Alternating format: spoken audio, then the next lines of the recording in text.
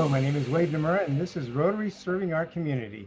With us today, we have two special guests. Both of them are authors that came up with a new book. It is Managing Generation Z. And one of the important concepts of this one, it actually talks about what Rotary is. We're a leadership organization that most people don't really know about or are that familiar with or aware of. But these two have brought this to light. And with us today, we have Robin Paggi and also Kat Clowes. Welcome, both of you. Thank you.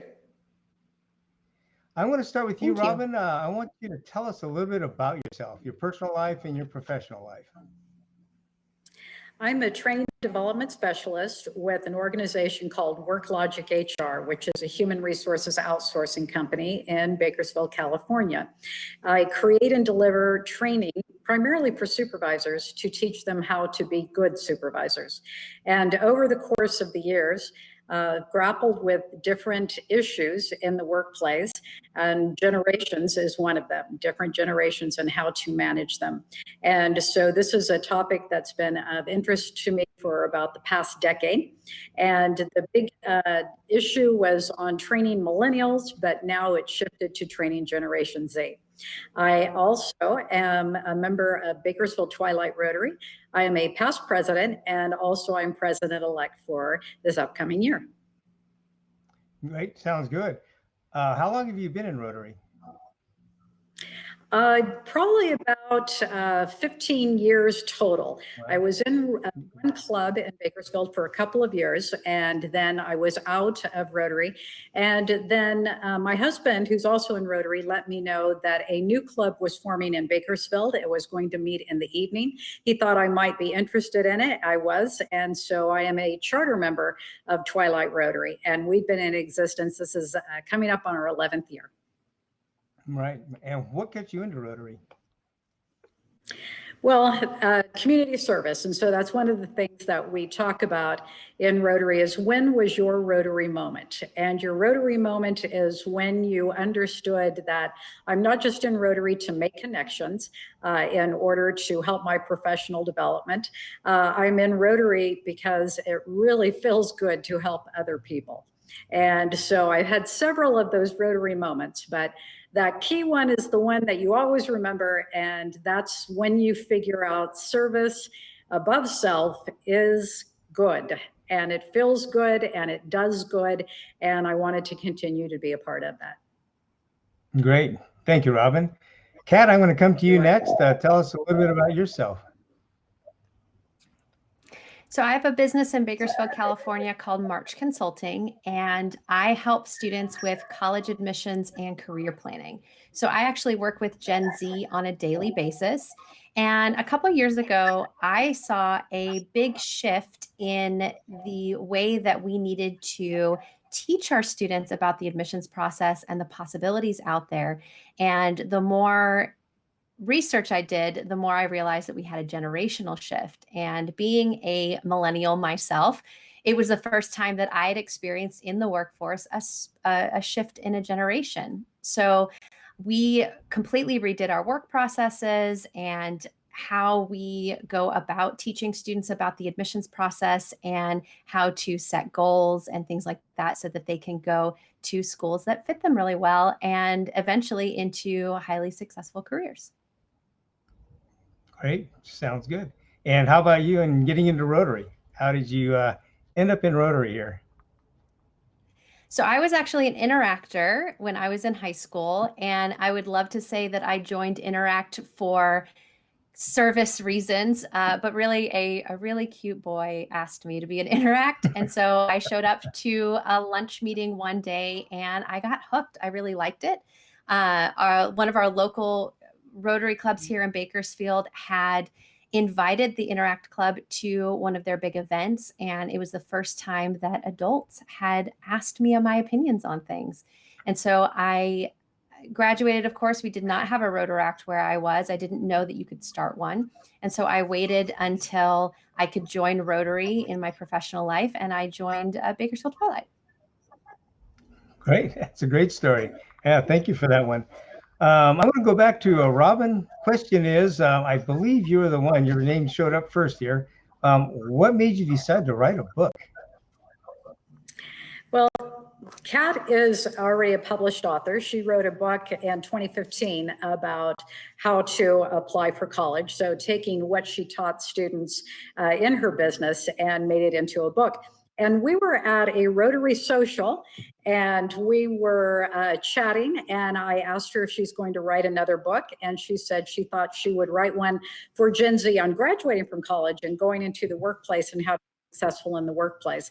And because I'm in human resources, I asked her if she'd like human resources input, and she, of course, said yes. And so that's how we decided to write a book together. So it's a very meet cute story around Rotary. Great. And whose idea was it for the subject? Well, originally I think was both of ours, actually. Yeah, it was directed at Gen Z originally, but one of the things the publisher suggested that we turn it around and make it the audience be managers. And so just based upon the experiences that I had in training managers, we then put all of the additional things to it, how to recruit, onboard, develop, and retain Generation Z. Great. Kat, now a question for you. How did you divide up the responsibilities? Who was going to write what? Who was going to take on what subjects? Well, originally it was, as Robin said, it was going to be a book geared toward Gen Z. And so when we started chapters, we were writing to Gen Z. And then our publisher came back and said we should write it more to a supervisory managerial audience. And Robin she had been publishing for a couple years now. And as we were planning out the book, she had a lot of the big moments, big chapters already drafted. And so when we were discussing the best way to approach it, she would provide the content for managers and supervisors, and then I would come in and write some examples of Gen Z and how they will approach this particular subject and things to look out for. And so Robin produced a good majority of the book, and then I would come in different chapters and put in a Gen Z perspective and for managers of different generations, what they should consider when approaching Gen Z, et cetera, et cetera. Okay, thank you. Robin, real quick, back to you. Tell us a little bit about the book. Give us a little teaser of what it's all about for our audience. Well, the subtitle is How to Recruit, Onboard, Develop, and Retain. And so it's really all about that. But there are lots of books about Gen Z that are out there, and people have been interested in them for a while. So this is not a new topic, but how this book differs is really the management part of it and the depth that I go into about human resources. And so there's a lot of legal aspects with recruiting, onboarding, developing, and retaining. And so that's one of the things a little bit different about this one is being able to add a really step-by-step process, and then in addition, some of the employment laws that employers need to be concerned about. So that distinguishes it from the others. And then also, Kat sells herself short on her addition to the book, and that because she works with hundreds of Gen Z and has for years and is working with them every single day, she provides a really fresh perspective on what's going on with them. And so a lot of people depend upon studies of Gen Z where people complete questionnaires or surveys or those types of things. But Kat's experience is really every single day working with them. And so that's a little bit different than other books as well. Great. And so, Kat, you're the one that brings the resource, the actual information of that. How important do you think it is to be able to connect in to that generation? It's paramount. And the reason is that Gen Z is graduating high school and they're graduating college now. And so a couple of years ago, it might not have been as important because we weren't seeing this generation entering into the workforce, but we are now, and this is going to continue for another good decade or so until we have the next generation, my daughter's generation, come in. So it's going to be really important, not only because this is the next generation entering the workforce, but also because they are so different from prior generations. Now, I consider myself an elderly millennial, and I know that the workforce did have to adjust for millennials, and we had a different outlook on the world, the way we approach problems, et cetera. With Gen Z, they are even more different than the millennial generation. And a couple highlights of that are the fact that they have always had a smartphone. They are highly connected. 95% of Gen Z has a smartphone and uses it across demographics, across income levels, et cetera. They are, half of them are racial or ethnic minorities. Around 700,000 of them are dreamers. 1 in 6 of Gen Z identifies as LGBTQ, and half think that traditional gender roles and labels are outdated. They're on track to be the best educated generation yet, but at the same time, about 20% of them live in poverty or have come from impoverished households. They're also they report being more depressed, more anxious than prior generations. They have always been on social media. There's never any privacy. There's not that traditional security that used to exist for prior generations, financially, career security, and even in some of our institutions that we have. And that has shaped this generation drastically in a way that is new from prior generations. And so we are going to have to shift in a way for this new generation, and things are going to accelerate a little bit faster.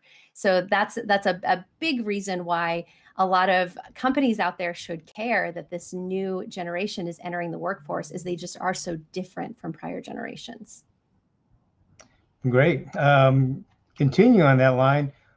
Kat, what do you see as the solutions that you came up with now that you have all the information, or we do, and knowing the identity and personalities of this group? How do you see the book fitting into coming up with solutions for the other leaders that plan on using them as a resource? Well, I think that the book does a really good job in helping managers and supervisors to understand this generation and how they are so different, so that they can go about answering or creating the structure that they need in the workforce, and to really utilize this generation and their skill sets and their talents in a way that may be different from prior generations.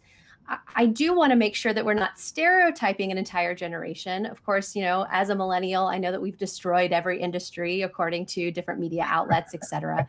So we don't generalize this entire generation, or we don't want to fit them into a box altogether. But there are some fundamental differences, and supervisors and managers and companies being aware of those fundamental differences can get a little bit ahead so that they can better leverage this new generation and all of their talents, what they care about, and to change the company in a way for the better so that they're more profitable, they're using their workforce to the fullest extent, et cetera.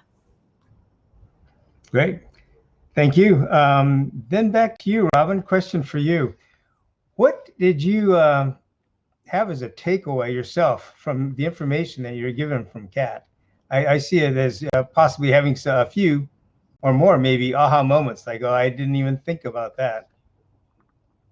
One of the key takeaways is that Gen Z, because they've been so involved in school for so many extracurricular activities and that kind of thing, that very few of them have any work experience before they graduate from high school or from college. And so that's one of the things. I'm at the very tail end of the baby boomers, and almost half of baby boomers had work experience during high school, so that when they graduated from high school, they already knew a little bit of workplace expectations. And so that's one of the things, is that we both were kind of amazed sometimes at what we considered to be common sense that they did not understand because they did not have the same experiences that we did. So that was a big aha moment. And then the other thing is that the thing with managers is that even though the generation is different, they don't have to reinvent the wheel when it comes to managing them. So what the book goes through is things that they already should have had in place, and then some additional things they'll need in order to manage Gen Z. For example, social media. A lot of employers have been using social media to attract applicants. They've been using their website, they have been using Facebook or LinkedIn. But the thing with Gen Z is that they don't use Facebook and LinkedIn. They use Snapchat and other up-to-date ones that I don't even know about. Kat told me one the other day, and I still don't know what it is. So that's the thing, is that a lot of things that employers have already been doing, keep doing that. But here's some additional things that you'll probably need to consider that you might not have before that works for Gen Z. Interesting, very interesting. Kat, is there anything you want to add to that as far as looking at the management side of it? I think that what managers should realize is this generation has been shaped greatly by the Great Recession and now the pandemic. And they are a little bit terrified to make a wrong move, mostly because they've grown up in a world that is more concerned with their safety, where extracurriculars were planned out, where you have adult supervision a lot of your time. They do not have the work experience that prior generations did. And that has shaped them considerably. But then also in institutions, in the school districts, in the way that they're taught more to a test.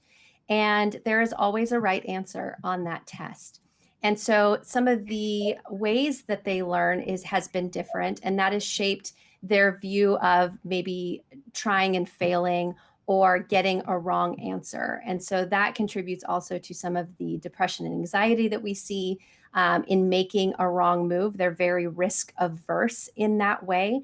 I know with a lot of the high school students that I work with, they want the one major that's going to guarantee them security. And unfortunately, that doesn't exist. And so it's mitigating that anxiety around making a possible wrong move because they saw family members who had lost their homes, who had lost their jobs, who had lost retirement accounts, et cetera, because they are seeing the uncertainty with the pandemic and how certain institutions either succeeded or could have done better during that time.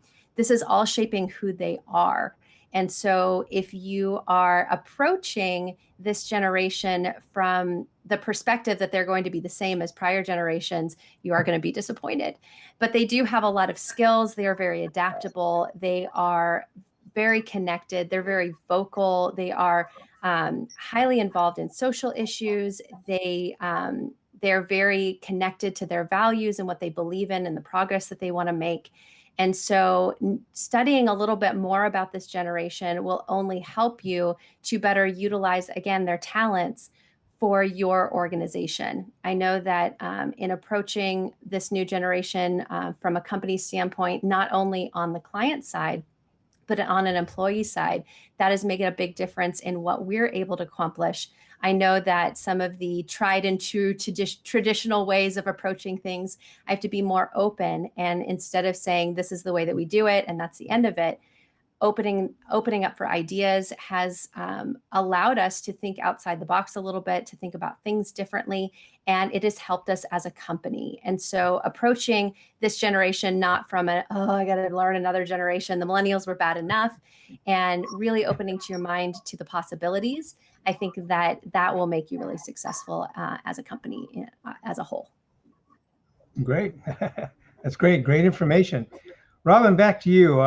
Where do you see this fitting into Rotary, the book you've just published in the Managing Generation Z? Well, one thing, we'd love to visit Rotaries all over the district and tell them about Generation Z and how they might utilize their talents in their workplace. So that's one thing. But another thing with Rotary is that we need to grow Rotary in order to keep it alive. And we have to look to younger people to do that. And so we've learned a lot about millennials and the fact that they're not interested in weekly meetings, and they're really much more interested in community service projects and things like that. So Rotary has tried to adapt to millennials, and then now we're going to need to adapt to Gen Z. But one of the things that Kat mentioned is that in general, Gen Z tends to be socially active and in social movements.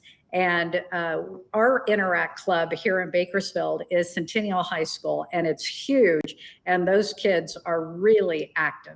And so we try to spend as much time with them as we possibly can to keep them really interested in Rotary. And so Gen Z is in high school and college right now. And so Rotary really needs to make an effort with those Interact clubs and with those Rotaract clubs in order to get connected to them, do lots of things with them, and encourage them to continue their community service as they exit high school and college and enter the workforce. Great. Another question for you there, Robin. How do you see, or have you looked at using the book actually in reverse? In other words, use the book to show leadership skills or develop leadership skills among Generation Z? Had not considered that. So thank you for that, Wade. We'll look at that next. Yeah, we'd love to share our book and our information with Rotaries all over the place. So we strongly encourage them to connect with us, and we can make that happen. Sounds good. You want to make a quick plug? You're welcome to, on how we can get in contact with you.